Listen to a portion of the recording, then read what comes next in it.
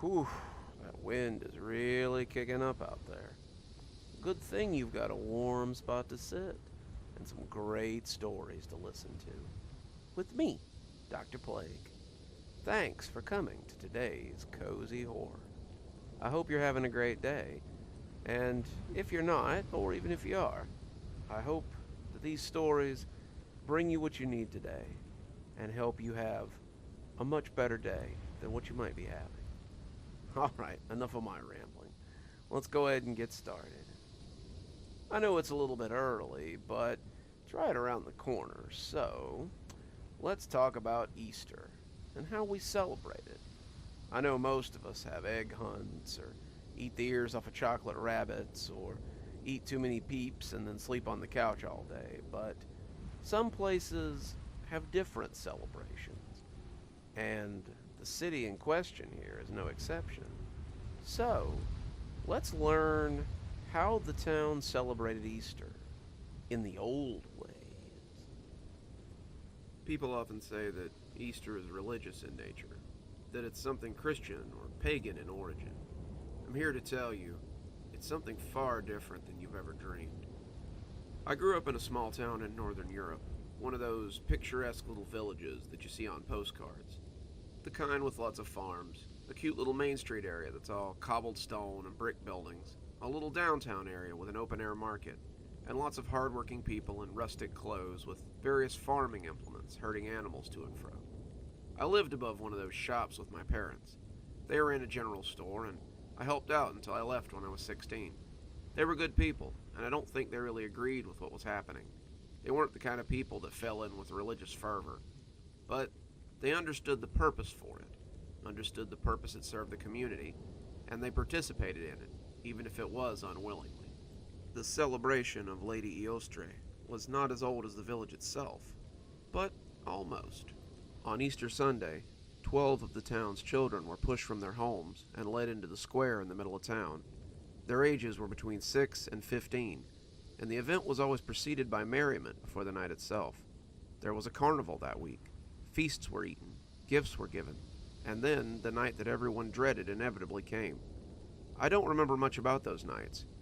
I remember the underlying dread I felt as I sat in my room, the silent tears I cried without knowing why, and the relief I felt when I'd awoken the next morning to find that it was daylight again. That and the screams. I still hear the screams sometimes when the nightmares come. To understand why this happens, you'd first have to understand Our Lady. The Lady Eostre was once a hallowed deity. She was the goddess of dawn, and the rays she brought had nourished the land for the founders of our region. Eostre had shown them where to go, shown them where to plant, and the bountiful harvest made the townspeople rich and the cities prosper. They praised her and her generosity, praised her for her gifts, but she told them too late that there was a price. You see, she hadn't told them what else lay in that valley. There's a cave near Father's Glen, a huge dank maw that breeds nothing but shadows and pain. Those who go in never come out, and it's where the children of Eostre reside. Legend says that once they were birds, creatures of the wind who were free to fly as they would, but Eostre turned them into hares, an animal more fitting for a season of fertility and growth. The hares were pleased with this. Now they were free to explore the land as they had once explored above, but over time, they grew to hate the children of men, who often hunted them and their smaller cousins. When the people moved into the valley, they began to hunt the rabbits for food, which infuriated the hares. The valley was said to be thick with rabbits and hares at one point, but the humans were in for a surprise as they filled their stew pots. The children of Eostre, the hares, began to come out at night and hunt the men, and many, hares and humans, died as a result. The ensuing skirmishes were good for no one, and Eostre stepped in. In her infinite wisdom, she brokered a trade, a contest of sorts. If you would hunt the humans, then give them the same chance they have given you. For one night, the weakest of them will hide and run from sunset to sunrise, and any you catch will be your prize. Once a year, you will send 12 of your young ones, one for each month that you have hunted my hares, and they will search for them. If they find them, they may take them back to their cave. Those who they do not find will go free. For every other night, My hairs will remain below the ground, never to hunt a human under my protection. This is my decree, and all shall abide. And so it has been from that day on. I was chosen only once to participate in the festival. The town wasn't huge, maybe 30 or 40 children of the desired age at any given time, and it wasn't uncommon for a name to come out of the kettle more than once. My friend Maria was chosen 4 times, but managed to hide until dawn on all but the last time. A sibling could go in your place, and sometimes they did. I remember one year that a boy named Elaine had went in his sister's place and was supposed to have killed 3 of the hares before they got him. I never saw the bodies. Everything was cleaned up as it always was when we came out the next day. Most years, I just sat in my room with the doors and windows locked as I cried into my arm and tried not to listen to the children below as they screamed. Most years, only a few lucky kids came back. I was fortunate enough to come back the time I was selected. I suppose I wouldn't be telling you this story otherwise, would I? I was 8 when I went out to do my duty, as my mother put it. I was scared, but part of me just couldn't believe that I would die or never come back. I was young, and all children believed themselves to be immortal. Hell, even the thought of rabbits coming to get me made me giggle. I could just imagine little bunnies with torches and pitchforks, hopping along as they tried to catch a bunch of terrified children. Even as the nun told us about it in the local school, I giggled a little, earning myself a smack with a ruler for my insolence. You won't think it's so funny when you're in the streets some night and they come for you. I saw my father when my name was drawn, and I couldn't understand his terror. I had heard the screams, of course, but I believed they were just people putting on. I knew that people got killed, but I didn't really believe it. Why would my parents send me out to do something that would get me killed? My parents loved me, and I knew they wouldn't want me to come to harm. I was confident that this was just some Father Christmas or Tooth Fairy sort of thing. Just a bit of harmless hogwash for children. I had never actually known any of the children that didn't return, so it was like nothing had changed from year to year. How small my world was, and how frightening it seems now that I was so naive. So I sat at the feasts, played the games, enjoyed myself that week. I saw some of the other children who'd been chosen, and while some looked scared, others clearly didn't grasp what was in store for them either. We joked about rabbit hunts and bringing carrots to feed the bunnies. We all laughed and talked about how brave we would be, but none of us really understood what was about to happen. Then came Sunday night, and I think it all became real to me. My mother called me into the kitchen, just as the sun began to sparkle at the edge of the horizon. She presented me with some gifts for tonight. She had bought a pair of soft black pants and a very tight shirt. She put a pair of soft shoes on my feet, and I could feel their delicate material hug me gratefully. Listen closely, because what I tell you might save your life. On the night I was chosen to take part, I hid in the horse shed near the drawbridge. The smell of the hay seemed to make me harder to find. If you bury yourself deep in the stack, you should be safe until morning. Don't try to fight them. Don't be careless or brash. Just run and hide and survive. I love you. Your father loves you. And we wish there was any other way but this one. We wish there was some way to help you, my father said, suddenly coming from his study and startling me. But this is all we can offer you. Good luck. We hope to see you in the morning. Then they hugged me, both of them enveloping me in their shared embrace, before leading me to the door and showing me out into the semi-darkness. I walked to the square, unafraid as the gaslights flared cheerfully. Why should I be afraid? This was my home. I had ran over these streets with my friends. We had played by the fountain in the square. We had gone to the market and bought candy and toys with our allowance. And we had gossiped and giggled as we walked to school. Nothing here could hurt us. Nothing here could threaten us, as the warm stones of our hometown wrapped us in a cocoon of safety. This was just a game for grown-ups to play, and it would prove as hollow as the stories of the boogeyman or the goblins who came to take away naughty children. I could see the others as they flitted into the square, but they were not quite as chatty as they had been earlier. As the sun set, casting the last of its light on the town, we heard the bell toll and saw the mayor come out onto the balcony that overlooked the square. He looked resplendent in his long coat, his shoes with the buckles gleaming in the dancing torchlight, as he stared down at us from his high perch. He looked sorry to see us here, but resolute in his decision. He would carry this out, then he would step back inside, so we didn't have to watch the results of his actions. We give thanks to Eostre for a beautiful harvest, for the valley that we live in, and for the gifts that she has given us generations ago. We ask her to watch over these little ones as they hide from her children. May she take pity on them and let them come home again. He said more, going on for what felt like hours, but my head had turned from him as I heard a noise. It was the harsh flop of a too large foot, the echoing thump of heavy footsteps, and as I looked, I saw them. There were 3 of them, all tall and lithe, with arms and legs too long to be human. They didn't so much walk as they galumphed, as if walking on 2 legs was never something they would become used to. As the mayor droned on, I saw one of them become too eager and step close to the edge of the alley they were hiding in. Its fur was snowy white, a speckling of brown making it look as though it had freckles on its chest and nose. Around its neck and across its shoulders, to my surprise, I could see feathers, and I remembered suddenly that they had once been birds. Its mouth had a distinctly beakish look to it, and I felt cold dread creep into me as this creature hulked at the ready. It held a delicate-looking flint knife in its too large hand, and my humor at the thought of being hunted by bunnies was gone now.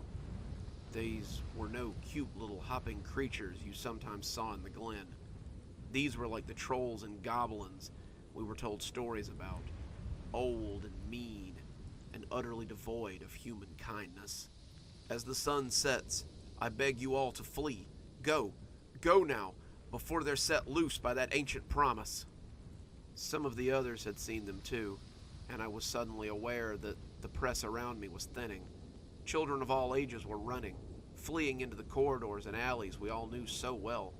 I was running too, leaving behind the few who were still gaping up at the mayor as he moved away. They would give me time to run as the creatures found them first. Their screams were high and terrified, but mercifully short. I ran for the stables, just like Mother had told me to, but the hares didn't stay in the square for long. The streets echoed with those strange hopping thuds, and I could hear them as they caught others. Children were easy to track. They wept, their feet thudded loudly, their breathing was much too deep, and the hares seemed to locate them easily as I ran for my life. Unlike the others, my shoes seemed to whisper over the cobbles. They were soft, hugging my feet like a second skin, and though the night was breezy, I never heard so much as a flap from my clothes.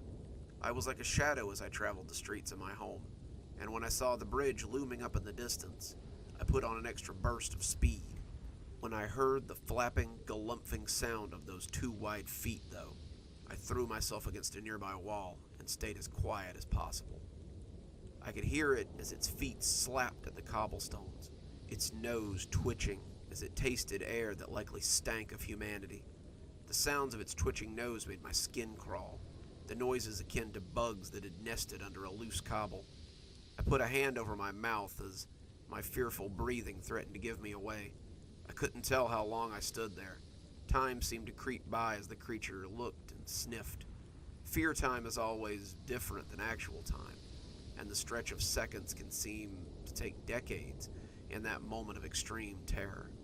Then, mercifully, he left, and I ran like the rabbit I had become for the stables. The stables were empty, the horses taken elsewhere, but the hay trough still remained. I plunged into the itchy depths, making myself into a ball as I shuddered at the bottom of the pile. The clothes my mother had given me were long-sleeved and long-legged, so I had only to cover my face so the itchy depths wouldn't give me away. The scent of hay was strong, and the dust that coated me made me stifle a sneeze. I had to be silent. I couldn't do anything to give myself away. I lay at the bottom of that trough for hours, my adrenaline running high, and my ears straining for the smallest sound. I heard them when they came in the first time. There had to be at least 2 of them, their feet slapping at the cobbles as they searched the stalls. I heard them turn over tubs, open closets that were only occupied by horse tack, and grumble in their strange language when they found nothing. When one of them came towards the hay trough, I thought I was done for. It dug through the hay, pulling handfuls away as it searched, and I pressed myself as flat as I could against the bottom. I had to stuff my fist in my mouth, careful not to rustle the hay, for fear that I would be given away by a scream as the creature got closer and closer to finding me. My fist was sweaty, the taste of hay and dust likely to choke me, but I held absolutely still as it threatened to uncover my hiding spot. When it sneezed, the dust getting into its nose, I almost sighed in relief. It scooped out a few more handfuls before stopping, sneezing again as it moved away. Those deep thumps took it out of the horse stall, and I was left to shiver and shake as my adrenaline coursed freshly through me. Somehow, I couldn't have told you how at the time, as the adrenaline ebbed off, I fell asleep at the bottom of the trough. When I awoke, it was daytime, and the night of terror was at an end. My mother found me, hay still clinging to me as I walked towards home. She pulled me close and kissed my hair, thanking Eostre for my safe return. Given that Eostre was responsible for what had happened last night, it seemed silly to thank her. That night was 15 years ago, and I've since moved from my small rural town. Hamburg makes the place I was born look like a dirt track, and after college I found work easily as the foreman of a textile mill. My parents call me once a week, sending letters in this age of email instead of getting with the times. I've settled down now, had a child of my own, and our conversations always seem to turn to when they will get to meet their grandson. My answer is always the same: when you come to Hamburg to see him. After all that I've witnessed in that place, after sitting in my room for 8 years with the knowledge of what was going on outside those walls, I'll be damned if I'll let my son anywhere close to those damned Warrens and those snuffling monstrosities. So when you hear about the resurrection, as you bite the ears off your chocolate bunny, count yourself lucky that you live without the fear that was such a big part of my childhood. Remember that somewhere, there's a bunny that would love nothing more than to bite the ears off of you. Out of the festive holiday fire, and right into the fields with this next story. We all hope one day to find the perfect person. I know I've certainly found my perfect person, and I couldn't be happier with them. But that perfect person often comes with difficulties all their own. Things to learn, things to do, and sometimes what you think is enough may not be. So, let's hear about a marriage that was perfect, except for one little thing. She was the perfect woman. I have no idea how I managed to catch her attention. Our relationship, our marriage, it was all perfect, except for one thing that neither of us could have foreseen. We met in college. She was working towards her English degree, and I was studying business. My major required me to take an English course, as did hers. And when she asked if the desk next to mine was taken, I was almost too stunned to answer. Kathy was beautiful in that artless way that some women have, and she smiled as I fumbled over my answer. That would have been the end of it for most people. I had fumbled my one chance, but Kathy wasn't like other women. She told me later that she had found it endearing, and she suspected that she was already a little bit taken with me when she sat down. When I saw you from across the room, I just knew that I wanted to get to know you better. We talked a little bit before class, comparing schedules and going over the usual getting-to-know-you chit-chat. When the teacher arrived and class began, I found myself snatching little glances at her as she bent over her notebook. She caught me looking once, and to my surprise, I saw her smile at me. I was smitten after that smile, and when Kathy invited me to have lunch with her after class, I didn't even have to think about it. We were dating a week later, and as we got closer, should have noticed the warning signs of problems to come. I suppose I understand how it escaped my notice, though. Few people would have considered utter peace and pure relaxation a problem. When we walked hand in hand, I would get this feeling of utter peace throughout my body. When we kissed, I felt like nothing in the world could hurt me. She made me feel safe, made my problems melt away, and I knew I wanted more than the few hours a day we got to share with each other. Her college schedule made it difficult to go out more than twice a week, and my own class load kept me busy too. Part of the reason we had such little time together, though, was Kathy's commute to and from school. Kathy lived an hour and a half from campus, and couldn't begin to afford an apartment on her meager student income. The job I worked, plus the leftover grant money I had, paid the rent on my studio apartment, but not much else. Another person paying rent was nice, but I couldn't say that was the only reason that I offered to let her live with me. I also wanted her close to me. She made me feel good, made me feel safe. Being in her presence made the dark world in which I lived more tolerable, and I wanted that for more than a few hours a week. I offered to let her move in, and after a week of mulling it over, she agreed. That weekend, we combined our meager possessions, and I slept like a baby in her arms that night. As we began to spend our evenings together, the problems became more apparent. Problems is a terrible word for it, because in the beginning, it was more like a godsend. When we sat on the couch, our hands linked, I would find myself getting drowsy. When we would cuddle on the couch, our bodies pressed together, I would lose minutes at a time, and my eyes would grow heavier and heavier. The feeling of peace I found in her presence put me at ease, and that ease led to some of the best sleep of my life. I would sleep more deeply than I ever had before, and wake up after 8 hours refreshed and ready to start my day. Kathy seemed pleased with the attention. She'd only been with one other person before we started dating, but I could tell that she wondered why I hadn't slept with her yet. Some women's feelings would have been hurt by this, but Kathy had been raised in a very religious household, and must have assumed that I was simply waiting till marriage. The truth was that, while I would have loved to have slept with her, the sleeping was the problem. Whenever we got close, my arms around her and our bodies pressed together, I would find myself blinking and suddenly losing long periods of time. Sometimes she would lead me to bed, sometimes she would just sleep with me on the couch, but I would always wake up next to Kathy with a deep feeling of fulfillment. I had assumed that she was feeling the same way. I often thought that maybe this was the feeling that we gave each other, and it made me feel good to bring her the same sort of peace that she brought me. This went on for about 6 months, and I thought that things were going well. We went out to dinner, we had friends over, we went on dates, and seemed to be living together with few problems. I had been tentatively looking at rings, preparing to pop the question and make it official. Besides the matter of intercourse, I thought we were happy. Then one evening I came home from class to find her crying on the couch. I hadn't seen her that day. She'd been absent from the one class we had together, and when I'd called her, she said she was feeling sick. It was nothing serious. She maybe had a cold or something. I'd told her to feel better, hanging up so that I could get to my next class. But as I saw her looking up from her cupped hands, I knew something was definitely wrong. I had never seen her cry before, and it was so alarming that I could do little else but go to her and wrap my arms around her. She wouldn't tell me what was wrong, but I wish now that I had pressed her.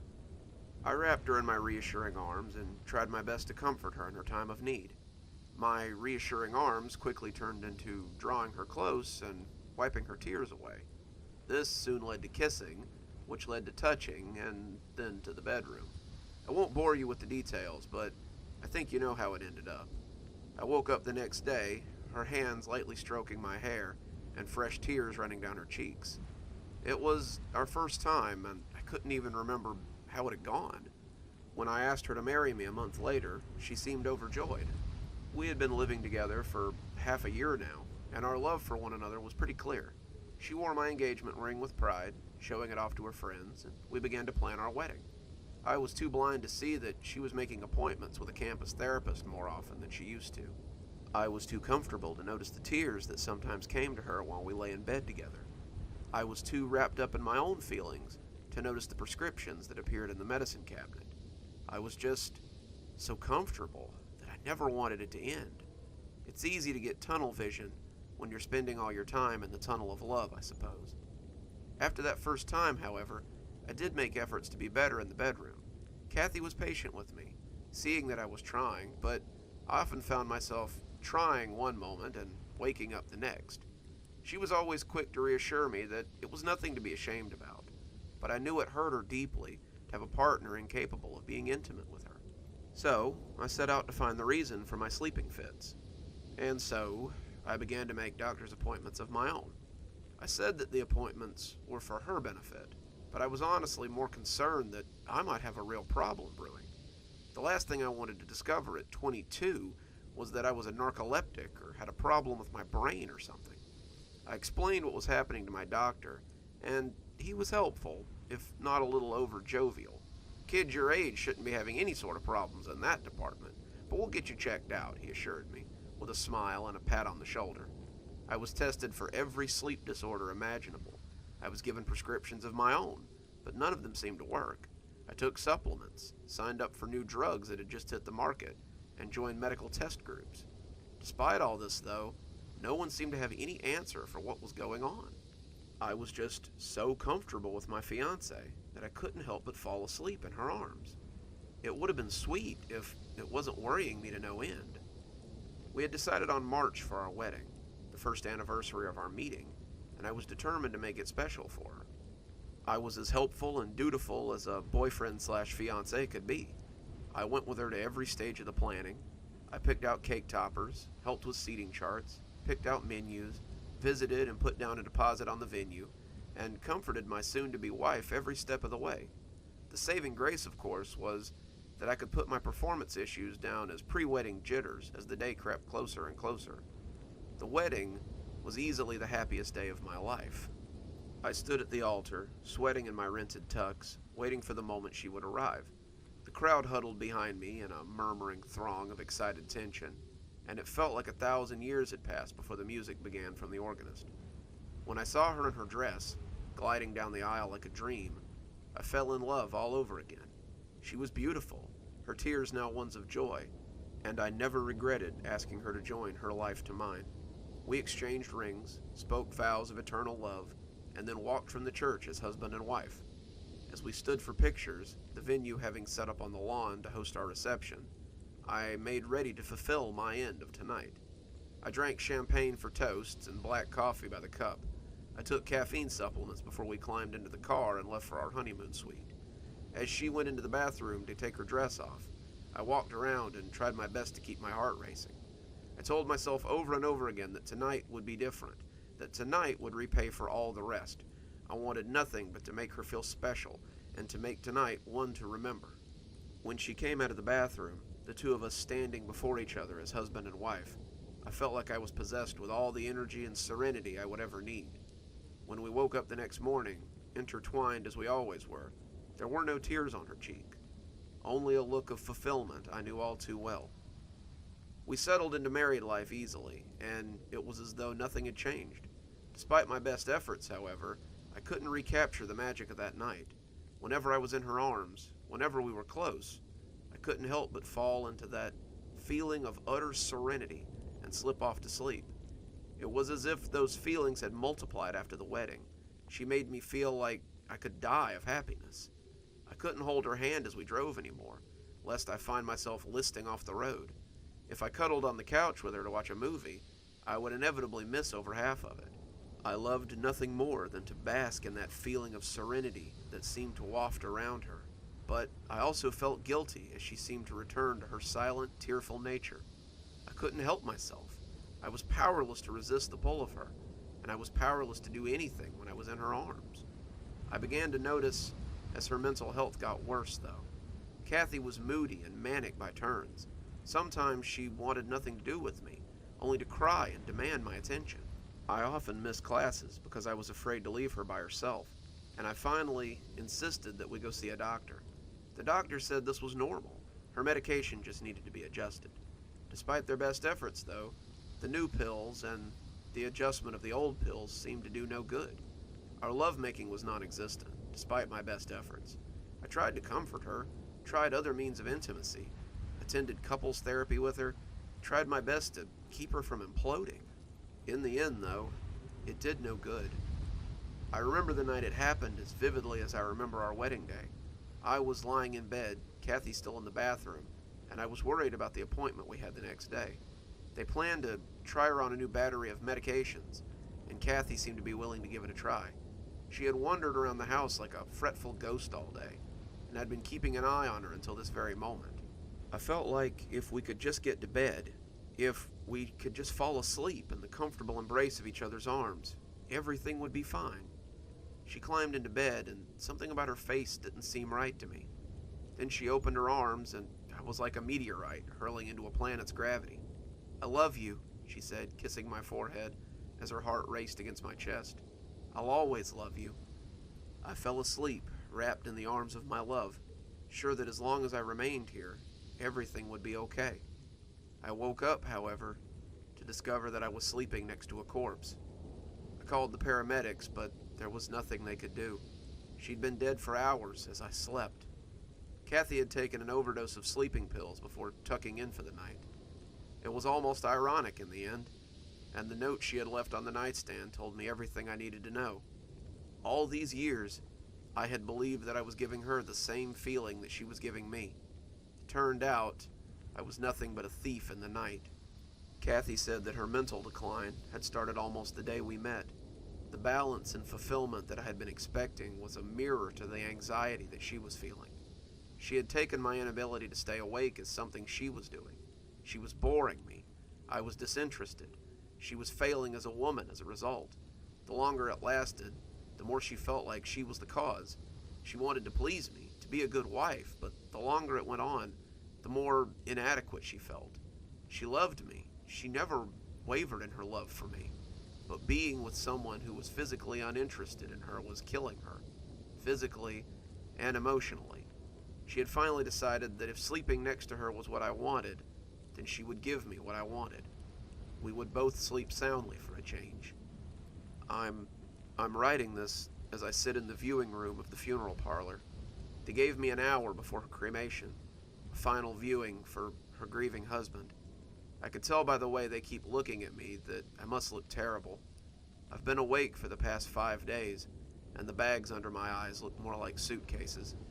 I've become accustomed to her presence, to the way she makes me feel, and now my sleep is all but non-existent. I'm like a junkie with no smack, and my fix lies in that box across the way, looking as lovely as the day we met.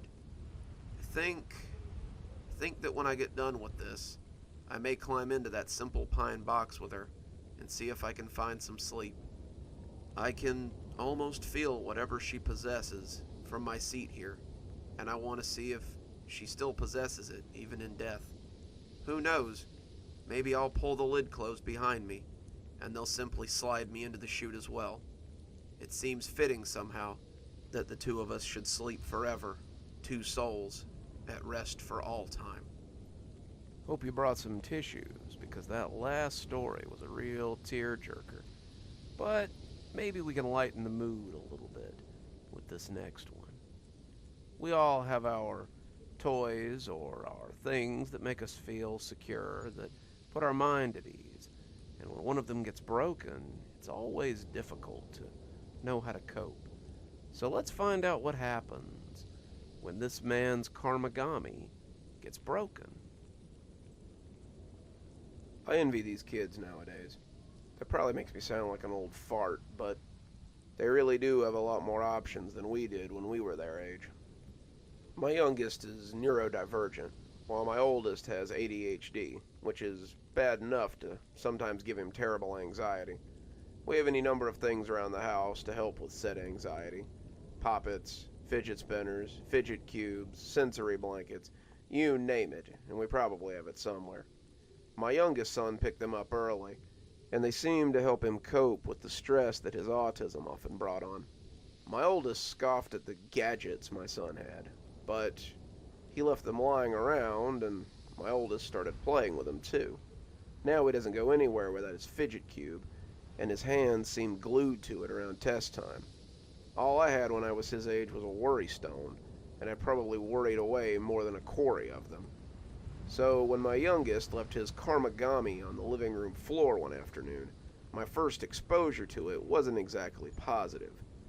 If you're unaware of what those are, they're these little revolving toys that have different patterns on each of the faces.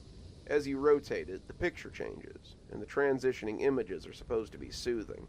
That, however, was not my initial reaction to them. He had left it in the living room floor beside the couch, right in a blind spot.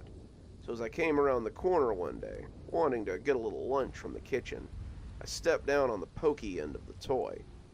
After a few minutes of cursing and hopping around, I was ashamed to see that I had broken my son's new favorite sensory toy. I looked at the time and realized I only had about an hour to find a new one before he came home and had a fit. Quick trip to Walmart and $10 bought me an exact copy, but before I could leave, one of them caught my eye. It was a galaxy scene, the stars and nebulas giving me a strange, serene feeling. I decided to buy one for myself, feeling a little silly for wanting a kid's toy, but getting over it pretty quickly. As I sat at my desk and flipped through the scenes of open space, I felt a serenity I hadn't known since I was very young. I have a certain amount of anxiety myself, and the weird rotating thing soothed me when it all became too much. My wife rolled her eyes at me a little, but I noticed she wasn't in any hurry to get rid of her fidget cube either. So it sat on my desk, and there it was well used and well loved. At least, until recently. I've been working on a book for the last couple of years, and it was finally beginning to come together. It was polished. The test readers I'd let have a look at it said they couldn't wait for the next chapter, and I was excited to get the final draft to my editor after so long.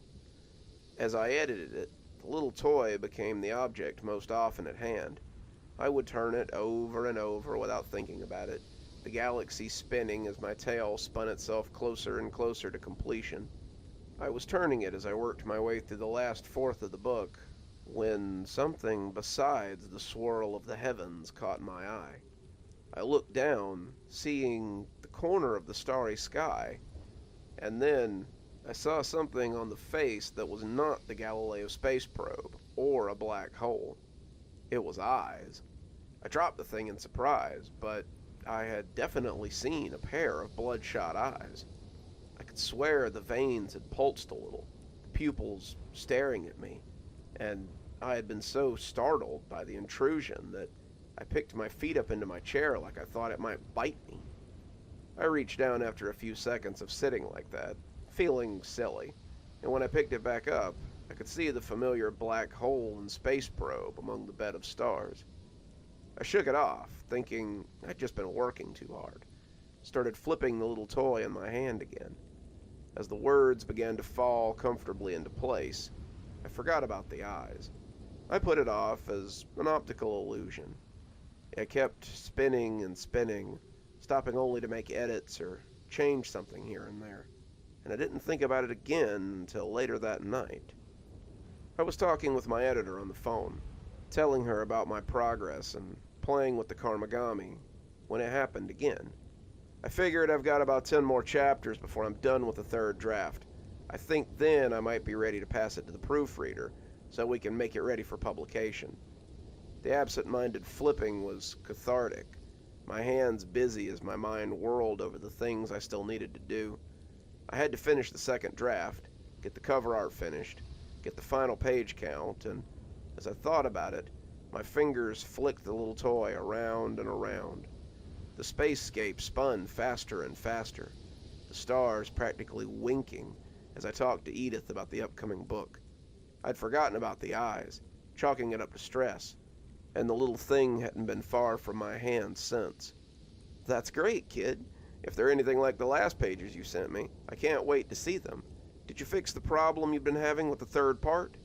"Yeah, I think so. I changed it so Mark and Ted move away while he kills Taylor. But the little toy had nearly slipped through my sweaty fingers, and I looked down to see the eyes staring up at me again. They were boring into me, judging me as they glared daggers into my Notre Dame t-shirt. As I watched the eyes, something emerged from the lower lip of the device, and I yelped as something bit me. I dropped the Karmagami and the phone I was talking on, looking down at my bleeding thumb as I shuddered on the couch. My wife and youngest son looked over at me, not sure what had happened, and I heard Edith from the floor asking what was going on.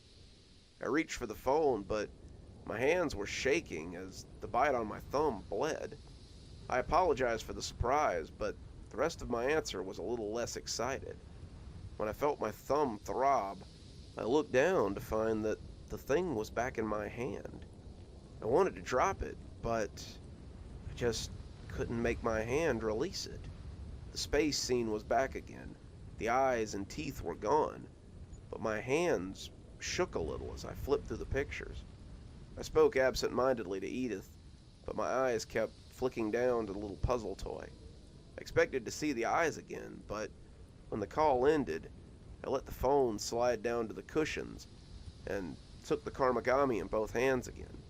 "Boy," my wife said, "you sure are interested in that thing tonight." I nodded, but I felt a little cold as I kept flipping. My fingers felt crampy as I spun the image, unable to stop myself, and it no longer brought me the peace of mind that it once had. This was more like the feeling I used the device to forget, and the longer I held it, the more it made the emotions in me circle like a tornado. I had eyes only for the changing colors and patterns, and as they scrolled, I saw the depths of space open up, and the eyes returned to judge me. They swirled like galaxies all their own, the white orbs climbing up out of the depths of the void. The veins pulsed in the pale pools, beating to the tune of their own phantom heartbeat. I wanted to stop, but I was powerless as I saw that Cheshire Cat's smile oozing up as well. The teeth grinned wetly, drawing up at the corners as they ogled me.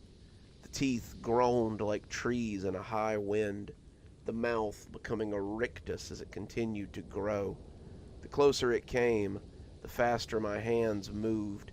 My fingers cramped, but they still worked as a blurry mechanism, faster and faster, closer and closer, the eyes and mouth rising from the void as my movements seemed to summon them into the world. I couldn't tell if I was leaning in closer or they were getting bigger, but the longer I turned it, the more it encompassed my whole existence. When someone suddenly covered the object in my hand, taking it away from me in one smooth motion, I was both relieved and infuriated. I was in bed, completely unsure of how I'd gotten there, with my wife looking down on me with concern. "I think you've played with your toy enough for one night," she said, taking it over to my desk and setting it down. I smiled at her, a single tear sliding down my face, but inside, I wanted to jump up and throttle her. For the first time in my life, I wanted to hit her. I wanted to slam her head against the desk until she stopped moving, and then I wanted to pick up that toy and start moving the pieces again. I railed against the feelings, but they kept surging forward like eels just below the surface. She must have seen something when she looked back, because she paused before coming back to bed. Her look was strange, almost fearful, but she settled as I adjusted my face into something more normal. "What's gotten into you lately?" she asked, coming to bed as I pulled myself back to reality. "Just working too much lately," I stuttered, getting up as I got into my pajamas. Even as I got ready, I couldn't help but glance at the kagami. It was just sitting there, calling to me, begging to be touched, but I turned away as I went to lay next to my wife. The urge to hurt her had passed, and as we settled into bed, I felt like my old self again. I just needed a little distance from my favorite worry stone, and as I drifted off, I made a mental note to just let it sit there tomorrow. I closed my eyes and opened them in a dream void. I was floating naked in space, a long umbilicus sprouting from my navel. I was drifting, moving towards the last thing I expected to find out there. It got bigger the closer I floated, and I expected that it would suddenly burst open and reveal a bright flash of light. Maybe this was where the eyes came drifting from, though I'd certainly never seen it on the stickered background of my fidget toy. The door was massive, roughly 20 feet tall, and it only got bigger the closer I got. As it loomed up before me, I suddenly found myself not wanting to sit in that shadow. I didn't understand how it still had a shadow. Did things have shadows in space? I didn't know, but I didn't want to come anywhere near this thing, as little say as I seemed to have in the matter. It opened suddenly, as I had expected, bathing my eyes in star-dazzling light. As I shaded my eyes to see what was coming through, I saw those glittering teeth as they opened wide and came down loudly around me. I I came awake with a deep gasp, finding only my sleeping wife and the dark room. It was still on the desk then, that hateful pyramid, but I don't believe it stayed there long. When I woke up the next morning, my fingers ached, and I was already spinning the galaxies in my hand. My arms were shaking from exertion, the eyes and mouth already growing as they threatened to break the bonds of the Karmagami. I threw it away before I could think better of it, and when it burst against the wall, my wife snorted before falling back asleep. I just sat there for a moment, hands extended, not sure where I'd found the nerve. It was the last thing I had wanted to do, but now that it was star-strewn pieces on the ground, I felt more at peace than I had in days. It couldn't haunt me anymore, couldn't make my fingers cramp, my head ache, but even as I slid back under the covers, I could feel my fingers wanting to work the puzzle yet again. When I woke up and found it sitting on the desk, right where my wife had left it, I almost cried. Over the next few days, the little thing was my obsession, despite my better judgment.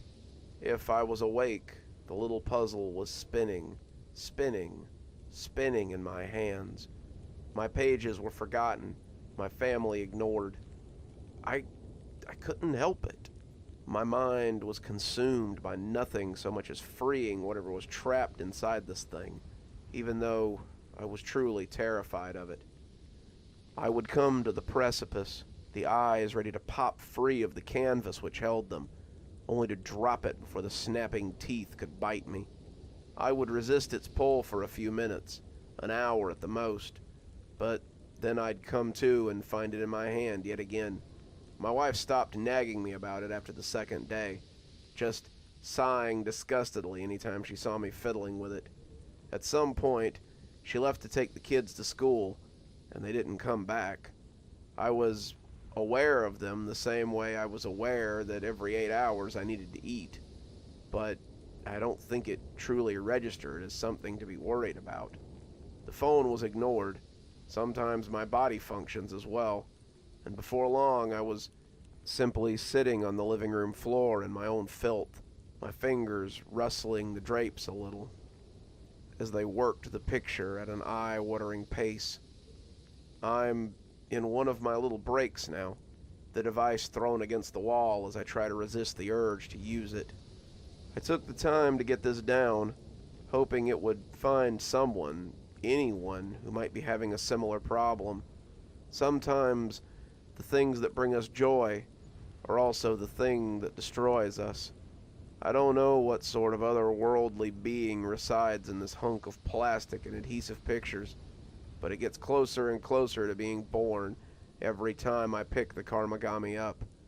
For your own sake, if you ever see the eyes, don't fall into the same trap that has me.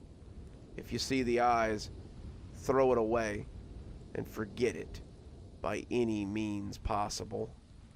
We're really coming down to it, slinging the hits and having a lot of good times here around the fire, while the wind rattles the eaves outside and we stay warm and dry here with some great tales and some great company too. So let's move right along from broken toys to the matter of inheritance. I've never really been in the middle of an inheritance struggle or really gotten much out of any kind of inheritance, honestly, as much as it would have been nice to get some. But I've been told that sometimes a good inheritance will come with some strange stipulations, maybe even some rules to follow. So let's hear about a fella whose inheritance came with some definitely weird strings attached. My grandpa was an odd guy. He was clearly wealthy, but no one was ever sure how. He lived frugally in a small house on a quarter of an acre, with a sensible car and nothing too fancy in the house. If you'd driven past it, you would have assumed that some old-timer on a pension was just moldering away his golden years there. And you'd have been right, in some ways. Where he showed his wealth was in his generosity. Grandpa liked to give. He gave the best Christmas presents. He had the best candy for Halloween, donated to charities, and liked to see people happy. If you asked him how he could afford to be so generous, however, he would always just wink and say he had his ways. Not even my grandmother knew where his money came from, and they were married for 50 years. So when he died, we all wondered who would inherit his mysterious fortune. My cousins had loved Grandpa. Grandkids always do, but the two of us had always been close. My old man hadn't even waited till I was born to go grab some milk and cigarettes, and Grandma and Grandpa had helped my mom raise me so she could go to work. I have a lot of fond memories of sitting with Grandpa and watching TV, taking walks around the neighborhood, and eating ice cream at this little shop on the corner. He would always tell me to appreciate the little things, because the smallest things could be the ones that changed your life forever. "Take this," he would say, showing me the door knocker that he often carried in his pocket. "I found this when I was young, sifting through trash in a landfill as I looked for bottles to sell. It became my lucky charm, and it changed my life forever." Grandpa carried that door knocker for as long as I had known him, and it was pretty unique. It was a brass hand holding an apple, and it was all meticulously crafted in exhausting detail. The fingers had individual nails, the apple had a stem and leaves, and even the knuckles had wrinkles on them that had been carefully worked. I couldn't believe as a young child that Grandpa had just pulled this out of a dump, but he carried it everywhere, and I suppose it did bring him luck. The funeral was beautiful, everyone there having nothing but kind words for Grandpa and his family. After the service, my 3 cousins and I were asked to come to a will reading at the lawyer's office, and Grandpa had been as generous in death as he was in life. My cousins had received a trust fund for each of them, the amount payable on their 30th birthday, with a small living expense each month. Grandpa hadn't left a trust for me, but he had left me his little house, which I was pretty glad for. Mom had recently married, and though I liked Mike a lot, it had seemed a little odd to have her adult son living in the house that she was trying to make a new life in. Grandpa's old house was the perfect size for me, a college student with no real prospects of marriage in the near future. It was close enough to campus that I thought it would be ideal, but the lawyer had one more thing to give me. "Your grandfather was also very clear that I give you this," he said, and he handed me Grandpa's lucky charm, the brass door knocker. I thanked him, thinking I might hang it somewhere in the house in Grandpa's memory. It seemed only fitting to make a little memorial wall out of it. After all, Grandpa had loved the thing, and it had been his only constant possession for years. So I moved in that day, taking my things and wishing my mom and stepdad goodbye, as I too embarked on a new life. Over the next few days, I changed the house around a little. I hung my flat screen on the wall, I moved Grandpa's favorite armchair around, I added my books to his bookshelf, and I donated his clothes and some of his other things to one of his favorite charities. I think Grandpa would have liked the thought that his stuff would help people in need, and they were very thankful. A few of them offered condolences, having read about his death in the paper. Grandpa bought a lot of his stuff from Goodwill and Habitat for Humanity, but he also donated a lot, so he was well known to them. It was Friday, about 4 days after the funeral, when I noticed the knocker on the counter and remembered my plan to hang it and make a memorial wall.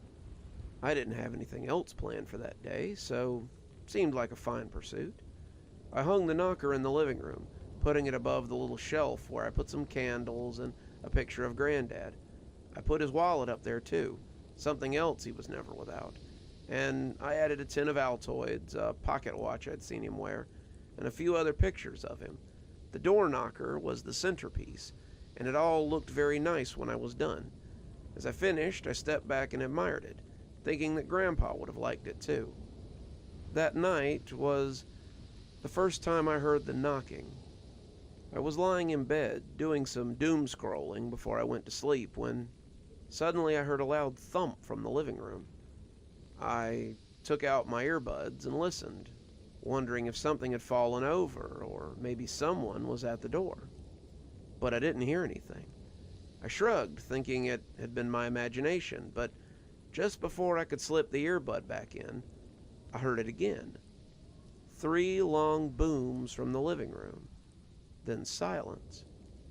I got up, wondering who could be knocking at my door at this time of night, and went to the front door and looked out the peephole.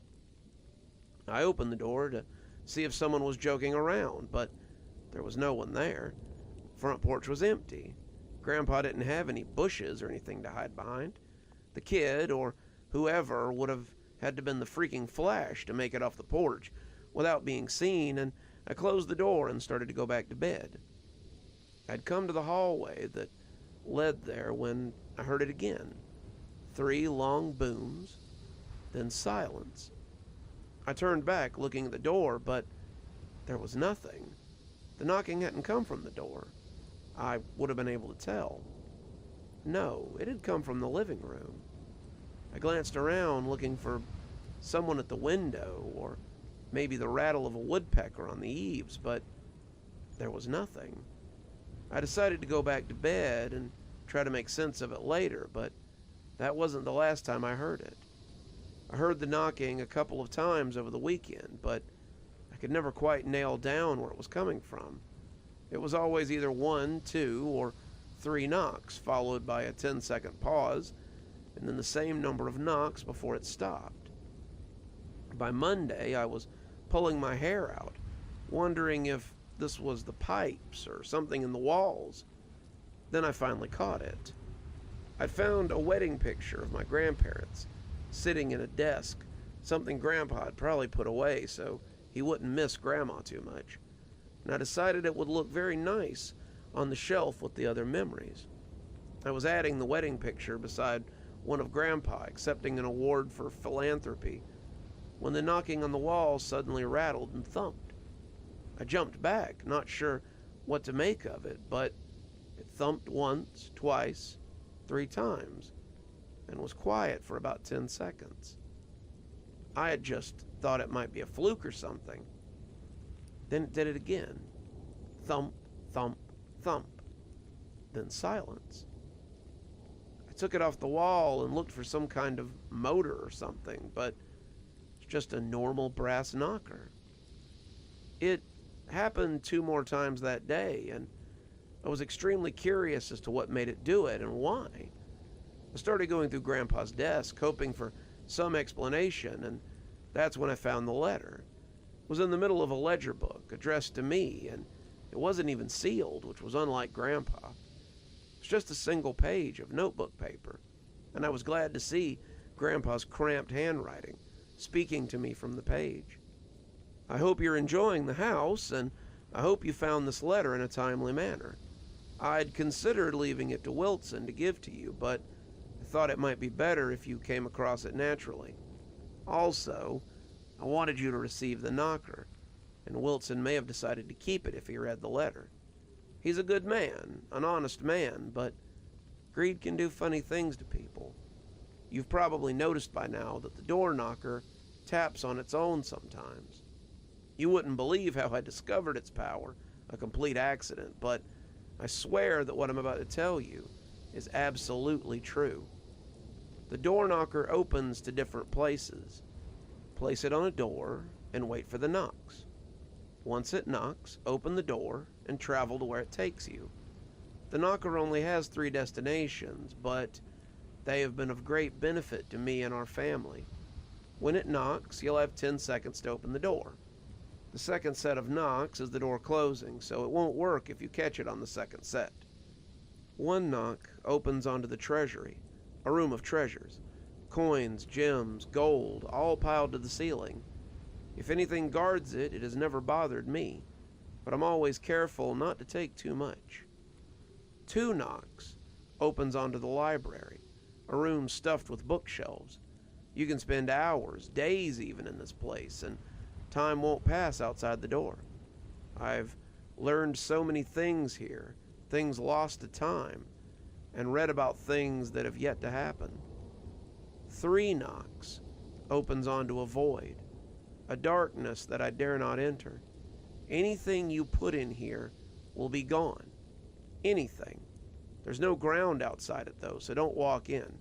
I'm ashamed to say that it's where I've been putting my trash, but it's also where I hid your dog, the one I said that ran away when you were young. He died suddenly, just lay over and died, and I put him in there before you woke up from your nap. I'm sorry I never told you, but you were so young when it happened that I didn't think you would mourn him for long. The knocks were never consistent, but each knock seems to come at least once a day. The 3 knocks usually come in the evening or the early afternoon. 1 knock is usually in the morning or before noon, and the 2 knocks come when it will. While you're inside, don't let the door close.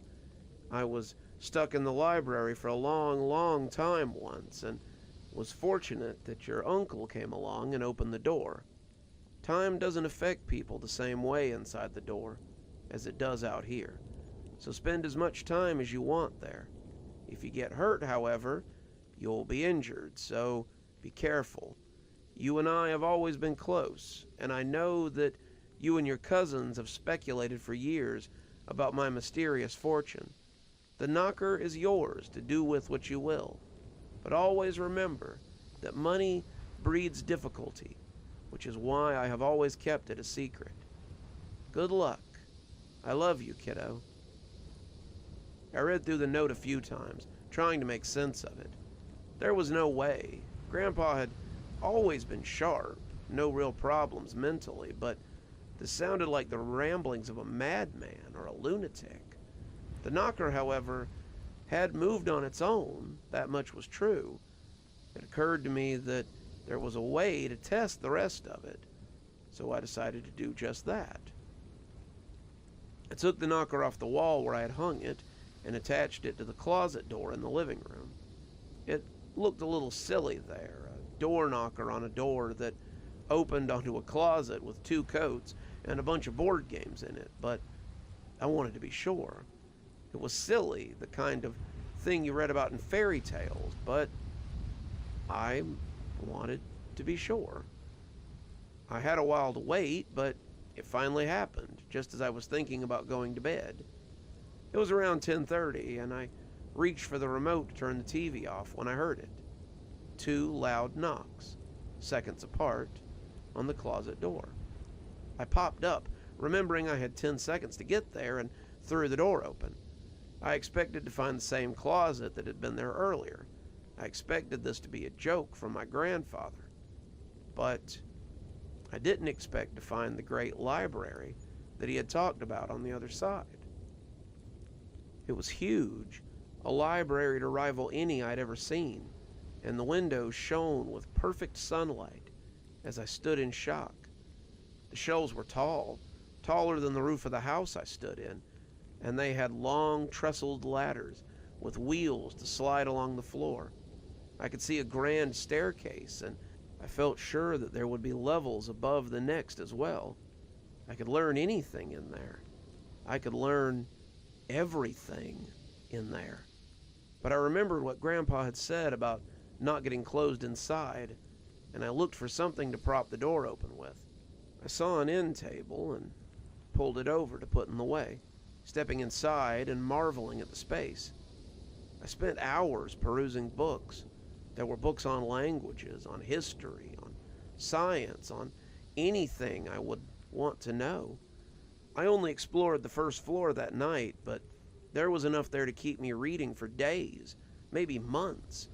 I was studying architecture at college, and there was a whole section of books I could use to study any period, any style, and anything else I wanted.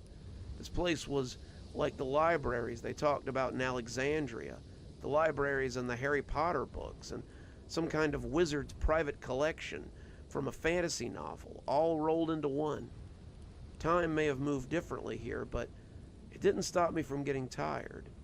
I'd been excited when I came in, but after a couple of hours, I was yawning and rubbing my eyes. I decided to come back another time and let the door close as I pushed the end table out of the way. It was true. I couldn't believe it, but I had seen it myself. Grandpa had a magic door knocker.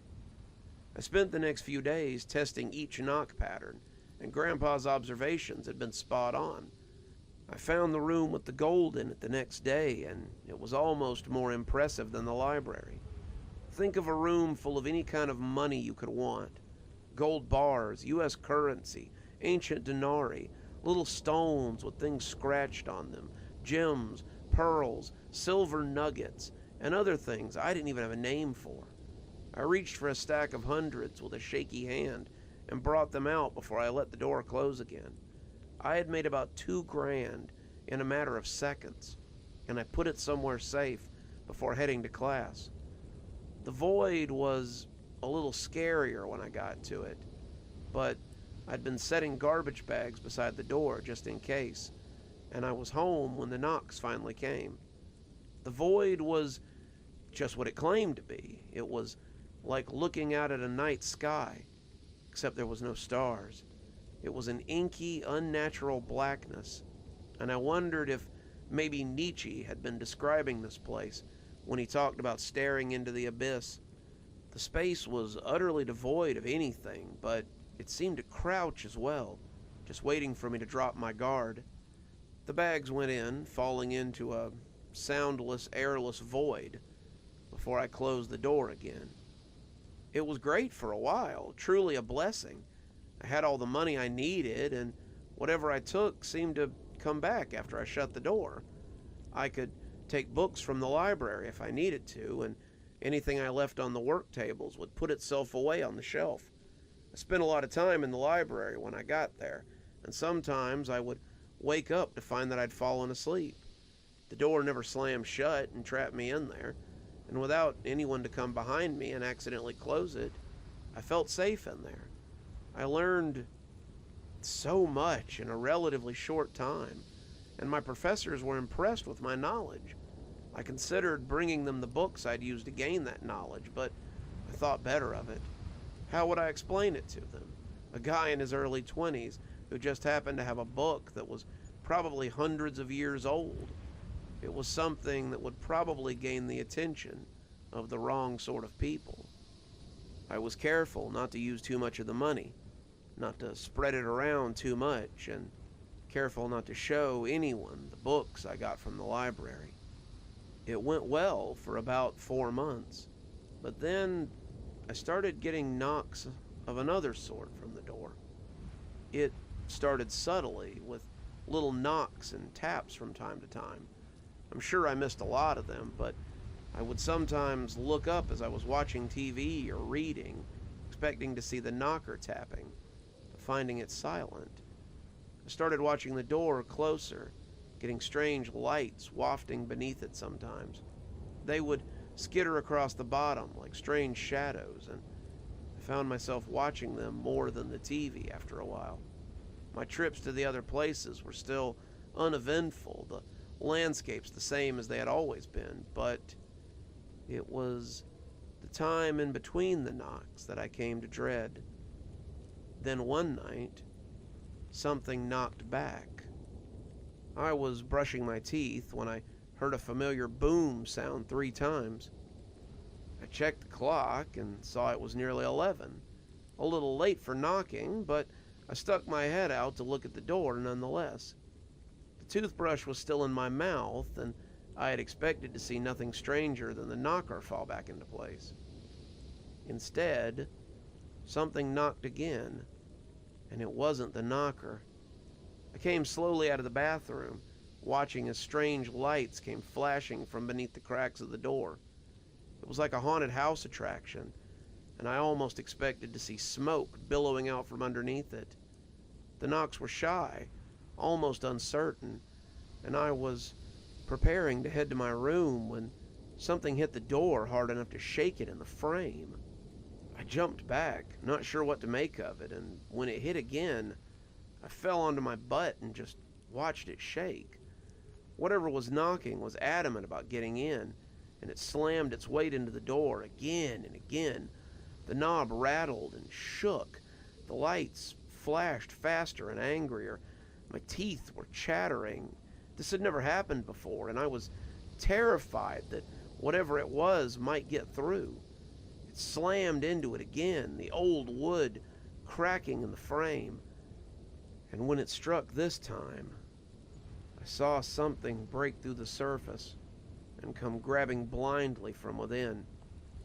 It was an arm, a long purple arm covered in scales. It thrashed around trying to find something to grab, and the sounds from within were like bats and birds turned up to 1,000. It shivered right on the edge of hearing, and I expected my ears to start bleeding. It was looking for the knob, and I wasn't sure what would happen if it found it. Instead, it bumped into the knocker. It fell off the door. It was only held on by a couple of screws, and as it clattered onto the floor, the most hellish sound of all ripped through the hole before cutting off as suddenly as it had begun. The lights, the noise, and the banging all stopped with a suddenness that made me dizzy. I stood up, looking at the broken door, and walked slowly into the living room to see the extent of the damage. Something was bumping, but I thought maybe the arm had knocked something over. I wanted to make sure the knocker was okay, but as I came around Grandpa's old chair, I saw what was making all the noise. It was the arm that had come through the door. It was leaking black fluid all over the hardwood and flopping around like a fish. It didn't flop for long, but now I'm left with a problem. The portal only seems to open when the knocker is up, but unless it's up, I can't open it. I wonder if this is why Grandpa kept it with him so often. Did he perhaps have a visitor one night when he least expected it? For now, I'm keeping the knocker in my bedside table, but even as I lay here writing this, I can hear it bumping against the wood every now and again. The money will eventually run out. That or my curiosity will get the better of me, and I'll hang the knocker again. But I think for now, I'll let it sit. No need to invite trouble if I don't have to. One more story for you, and I think it's time for me to hit the road once again. Our loved ones usually have a secret or two, some skeletons in their closet, maybe something they haven't shared with us. But if your significant other has a secret like the one in this next story, then it might be time to cut and run. 'Cause OP's girlfriend definitely has a secret. I'm an Uber driver in the Atlanta area. It's a great place to be an Uber driver, and there's always someone who needs a ride somewhere. I spend 6 hours a day in college classes, another 8 sleeping, and the rest of my time shuttling people to and fro around the Atlanta area. I've been doing this for about 3 years, and in that time, I've seen it all. I've had drunken frat boys that threatened to kick my ass when I wouldn't give them a ride. I've had annoying, nagging passengers who constantly made me want to pull my hair out. I've seen the occasional cheating spouse hoping not to get caught, the local celebrity on their way to an event, the online influencer who thinks they're way more important than their subscriber count would suggest, just to name a few. I've had my fair share of funny moments, too. The man and his potential lover who met his wife on the sidewalk, the 2 ladies deciding to go get a drink after they had thoroughly screamed at him, never gets old.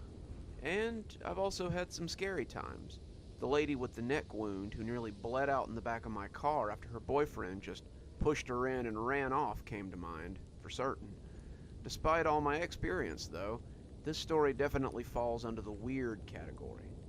Well, I guess we can upgrade it into the scary category, all told. Any night where I almost lose my life can definitely be called scary. This happened in October, about a week before Halloween. My girlfriend and I live in a duplex near campus. I've lived there for about 4 years, and she's lived there for about 6 months.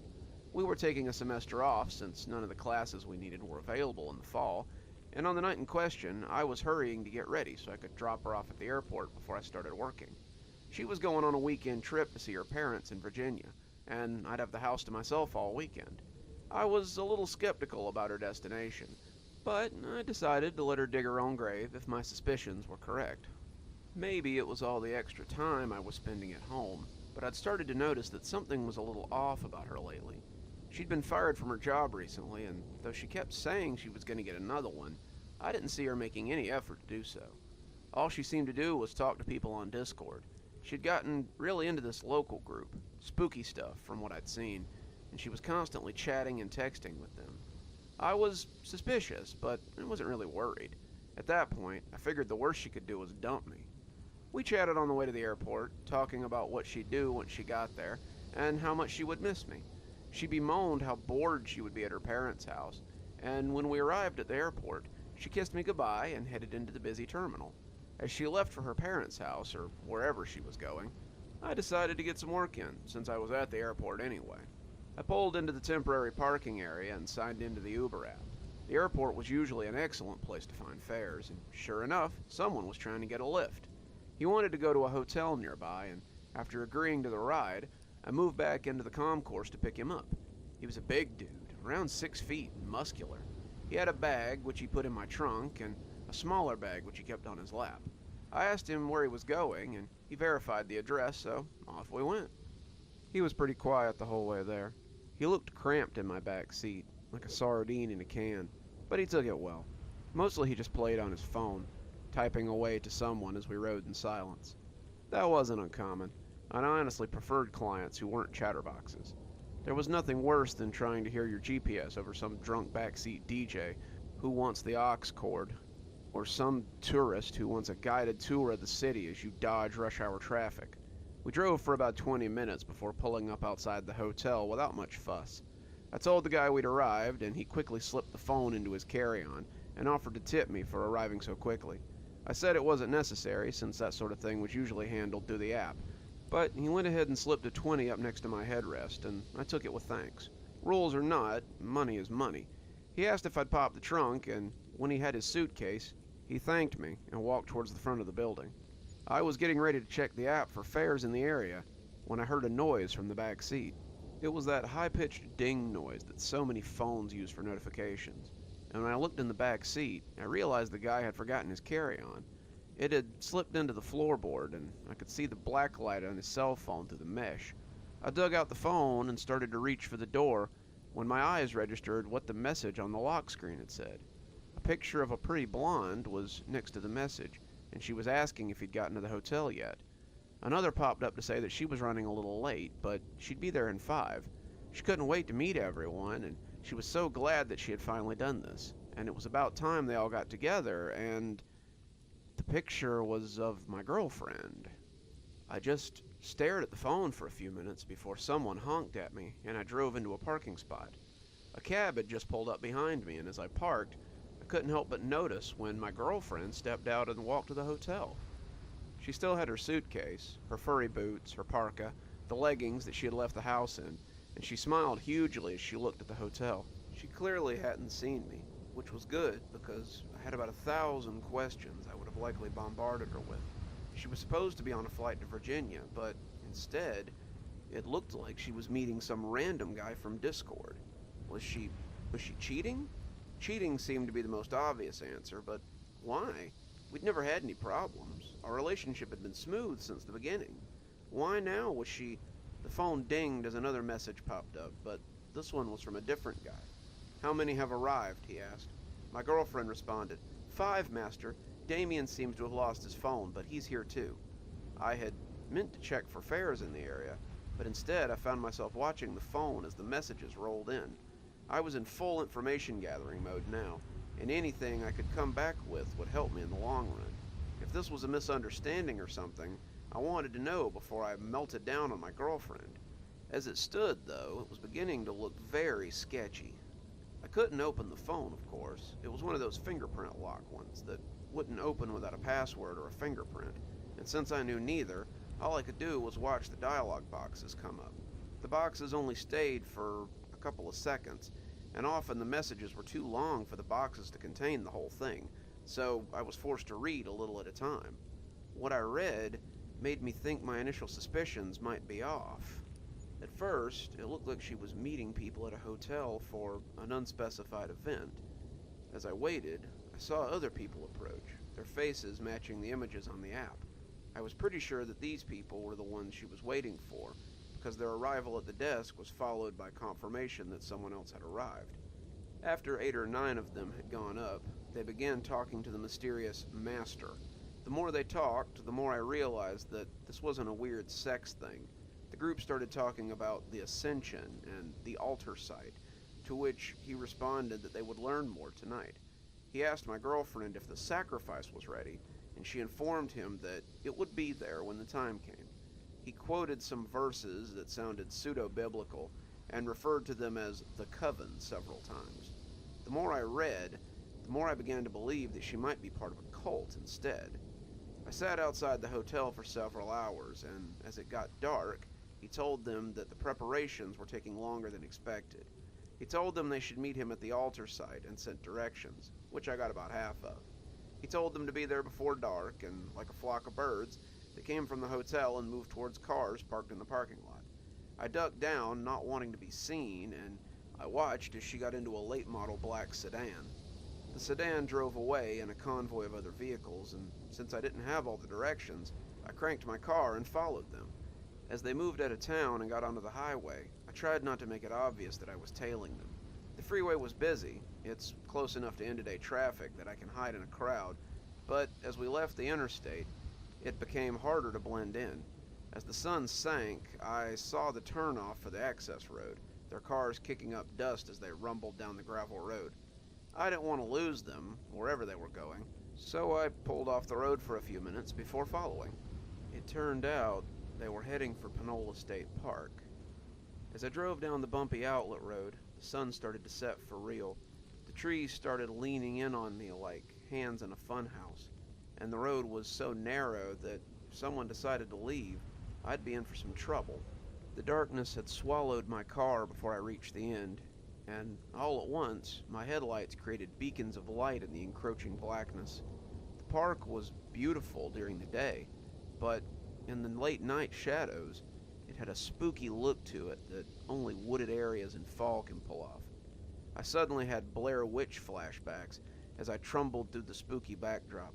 My girlfriend was definitely into some weird stuff here, weirder than even my imagination could have conjured up, and I knew that I needed to get her out of there before things got bad.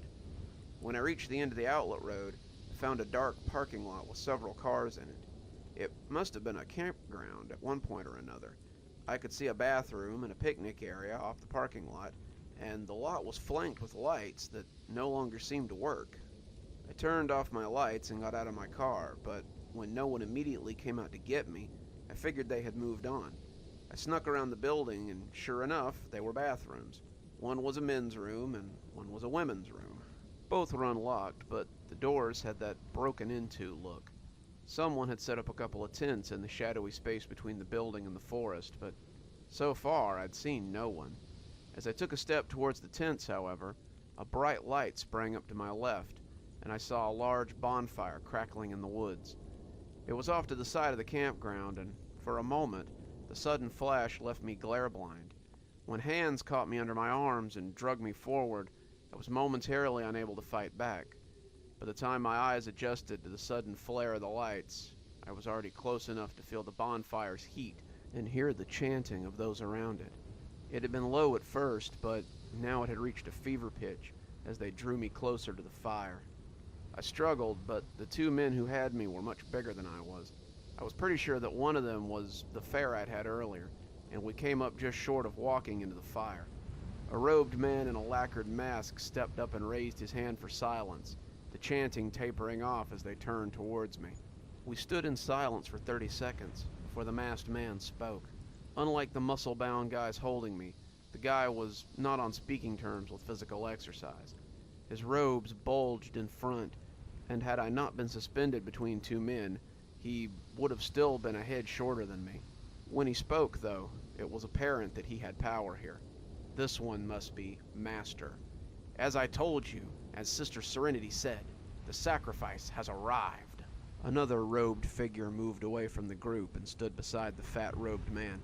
She was about my height and had shoulder-length blonde hair. When I met her gaze, I realized it was my girlfriend.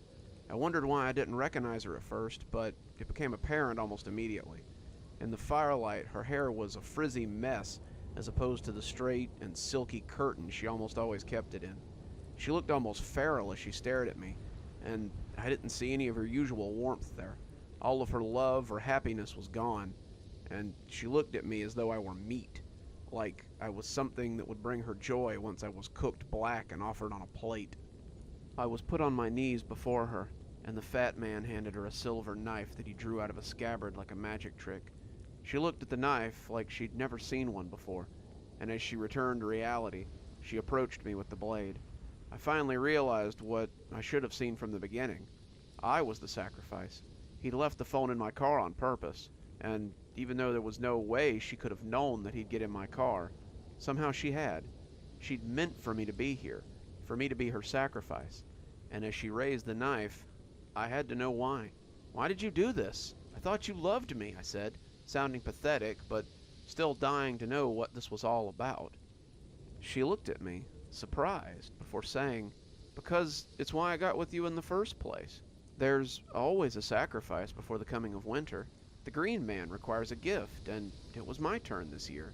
I had to have someone to give to the fire, and you were there to fill the role." And with that, she raised the knife, and I closed my eyes as I prepared for the strike. When the bullhorn sounded, it scared me just as much as it scared them. "Drop the knife and put your hands in the air. You're all under arrest for—" "Hey, don't move or we'll—" But it was too late. The knife clattered to the ground next to my head, and they all scattered like quail. I was dumped, face first to the ground, unceremoniously, as my two captors beat feet for the woods. The sounds of shouts and boots and the occasional gunshot surrounded me, and I lay still as I hoped not to be shot out of hand. Eventually a pair of boots came into my peripheral vision, and my hands were jerked back into flex cuffs as I was lifted up so the officers could have a look at me. A half hour later, and I'm in a detective's office with a warm cup of coffee and a recently freed wrist. We've been tracking these guys for years. They come to Atlanta the most often of any of their other haunts, and it leads me to believe that most of them are from here. About once every 3 years, we find a body at the state park. They take their organs, scribble some runes on the Vic, and just leave them there.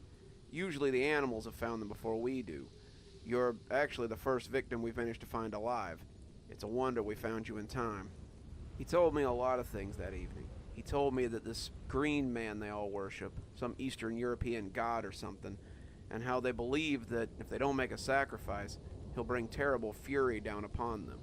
They always make a sacrifice right before Halloween, and it's always some random person they've probably known for less than a year.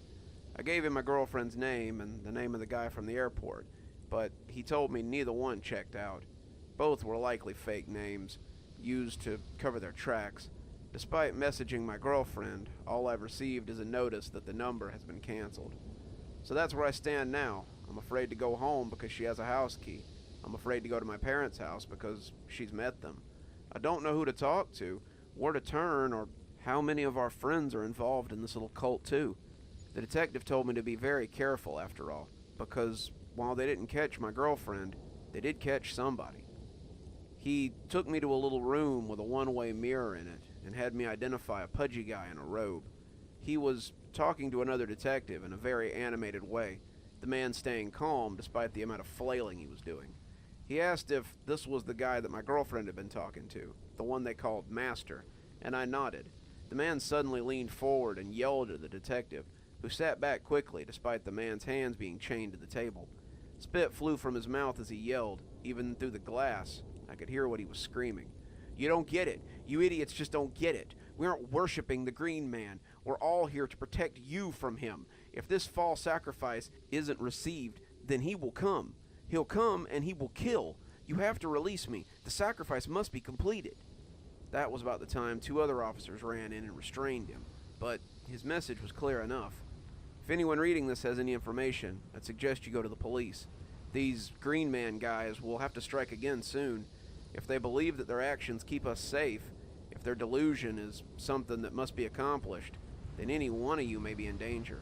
I was groomed for 6 months, kept safe like a pig for the slaughter, but they don't have time to be so choosy anymore.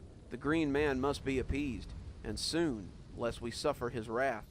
Who knows which one of you might find yourself beside the fire this year?